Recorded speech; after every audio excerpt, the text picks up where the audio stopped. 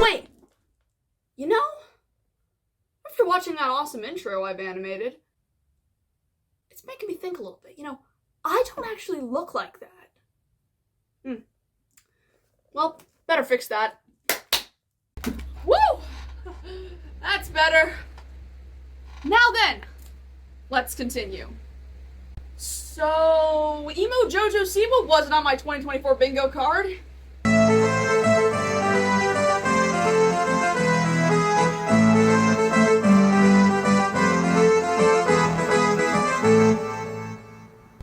Hello, my creeps and freaks, and welcome to the 5th dimension.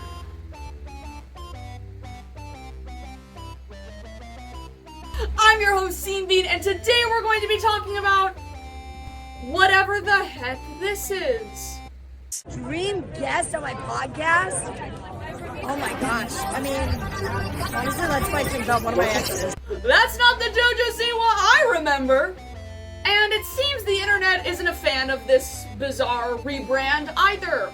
Naturally, I'm not the only channel to comment on this, and obviously I don't want to just fade into the background by saying the same thing you probably all have already heard.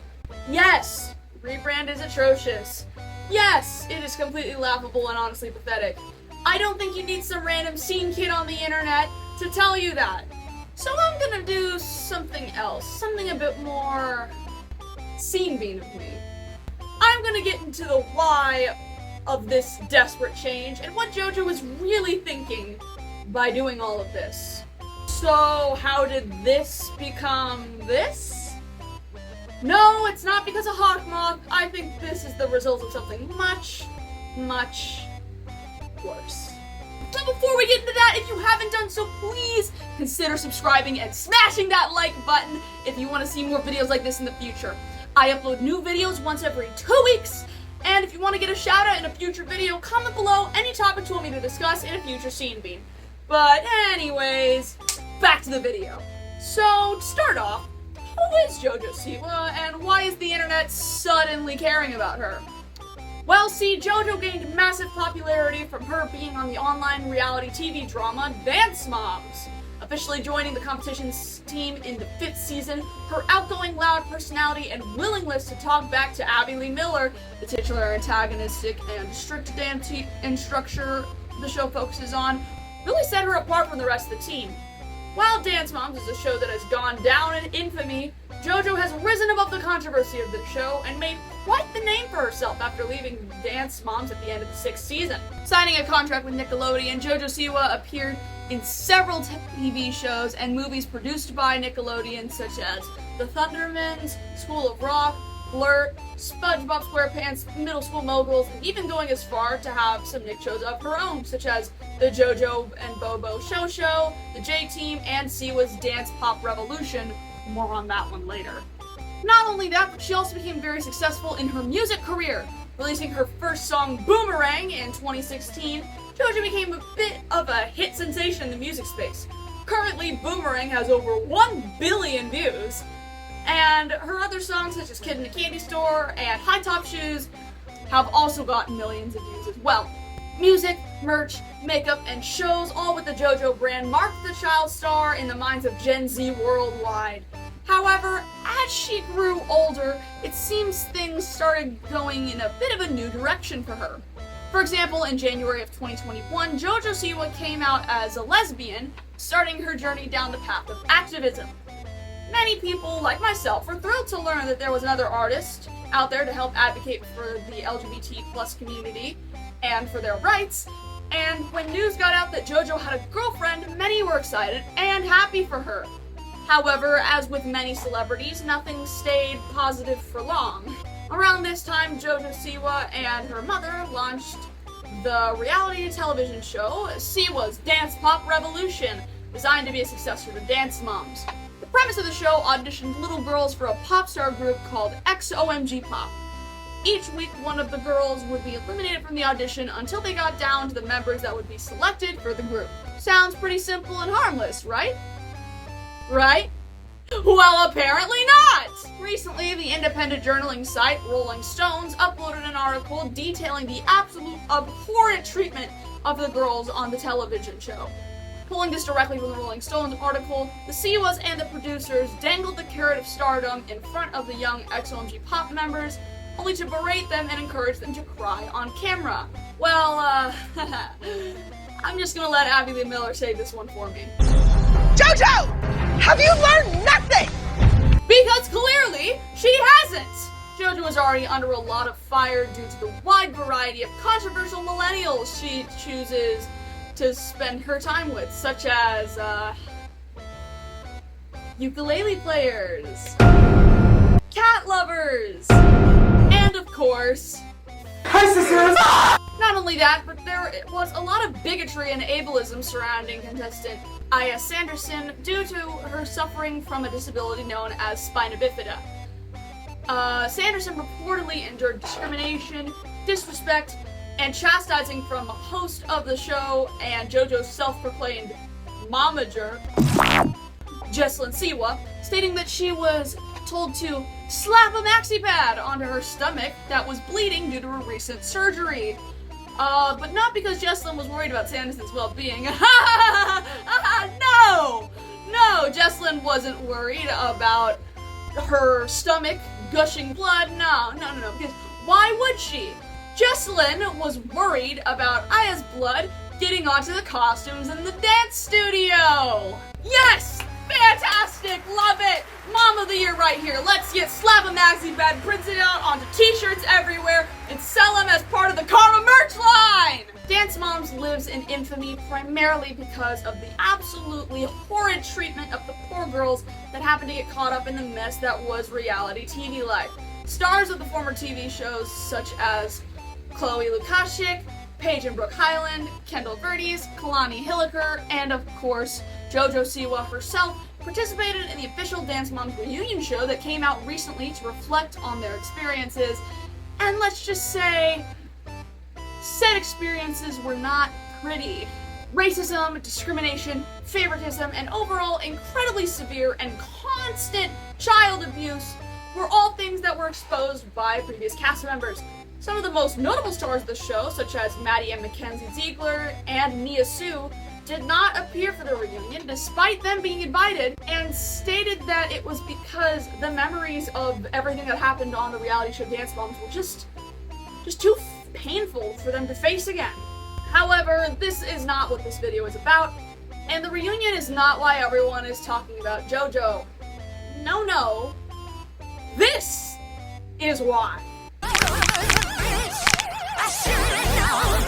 Since when did Jojo Siwa become Pennywise's Akumatai's twin? The issue people seem to be having with this rebrand is how borderline laughable and pathetic JoJo looks right now. The costume is bad, the makeup is bad, the dancing is bad, and even the song itself is bad. But not because it's not catchy, no, that's not why. It's because it's not even JoJo's freaking song. She didn't even write Karma. It has been confirmed that despite her original claims, JoJo did not actually write Karma. Its original name being Karma's a Bitch was originally written in 2012 and intended to be an additional song for Miley Cyrus's Can't Be Tamed era. However, it went unused and was eventually scrapped entirely until JoJo's PR team bought the rights for it several years later. It has been said by JoJo that she fell in love with the song after listening to it and claimed that she had to have it after it was revealed that she didn't actually write the song, and oh boy, have it she did. I was a bad girl. Look, in all due respect, there is nothing wrong with purchasing an unused song and putting your own spin on it, but that's not what JoJo did. She claimed that Karma was a song that she had written herself, and after receiving backlash from the internet when the truth came out, instead of admitting fault and apologizing for deceiving anyone, like a normal person, she decided to double down in the most pathetic way possible. My most massive inspiration is no one has made this dramatic of a change yet. No one has made, in my generation, this extreme of a... Yes, I definitely can't think of any artist ever, especially any artist in the recent art style that felt like a complete 180 from what they were known for.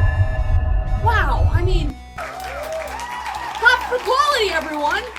Claps for quality! Jojo, babe, we aren't criticizing you from the 2 black eyes you got after getting hit in the face by the boomerang you threw in 2016. There's nothing wrong with changing your art style. What we are criticizing you for is the fact that you lied and took credit for a song you didn't even write. Jojo, have you learned nothing? But, okay. I think I know the real reason Jojo has gone emo, and it all comes down to the thing that made her successful in the first place. Her childhood.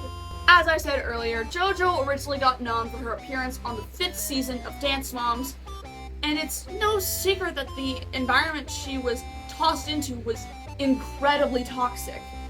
Abby's teaching methods on the show were shown to be incredibly cruel and unorthodox, and even if some of it was an act played up for the camera, that still doesn't mean that the girls on the show weren't affected by it. There's a reason that several of the girls in the original seasons didn't show up for the reunion party, and it's definitely no secret that Jojo was affected by the show. Being surrounded in such a toxic and hostile environment for so long, Jojo wasn't really allowed to be a kid.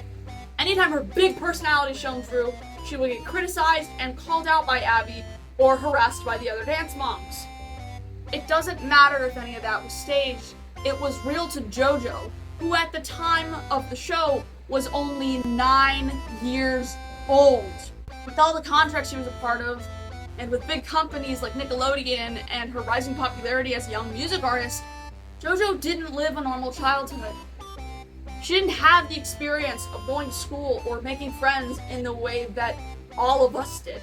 We know what Jojo was like. Colorful, bright, girly bows, pastel color, glitter, kids bop. Think about all of that in the perspective of Jojo herself, especially now. As she grows older, like other people, she's going to change. And truth be told, if you really read between the lines of some of her TikToks and promotional posts about karma, it's very clear that she doesn't want to be seen in the same way that she used to be. She wants people to take her seriously and not be thought of as this little kid running around being really annoying and loud with big bows on her head. She isn't some living Barbie doll, because now Jojo Siwa is a grown woman who wants to move on from her past. While Jojo's original cutesy kids bop girly era was fun at first, her PR team knows that that kid wasn't going to stick around forever, and I don't think Jojo wants that kid to stick around either. When talking about this new era of music, she's put a great emphasis on her becoming an adult, and the tone she continuously gives off in these interviews is desperate. Not desperate in a pathetic way to like gain attention or something, no.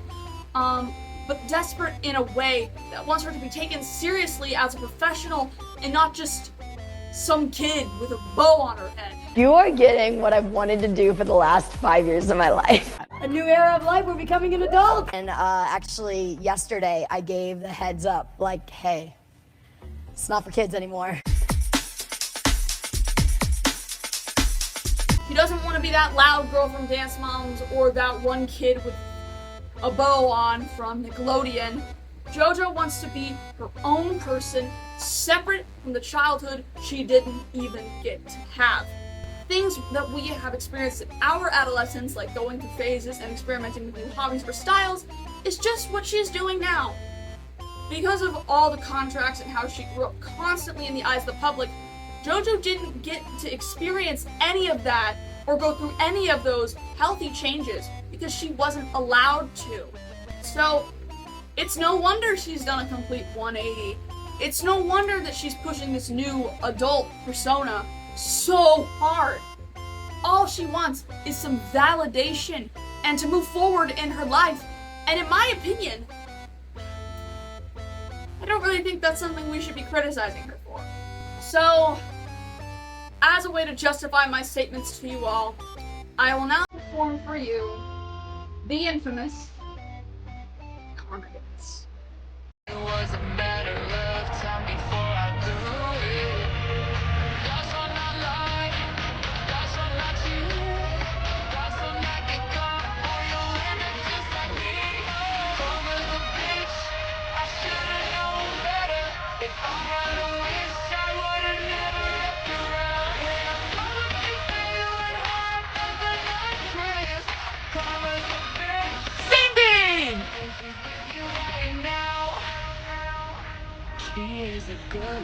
Being such a confused, I hate myself. But anyways, you guys, that was my opinion, and now I would love to hear yours. If this video has sparked some thought or disagreement, please feel free to share your thoughts and opinions with me.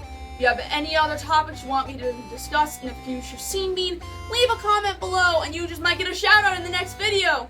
But that's all I have for today's video, so thank you all so much for tuning in, and as always, stay freaky!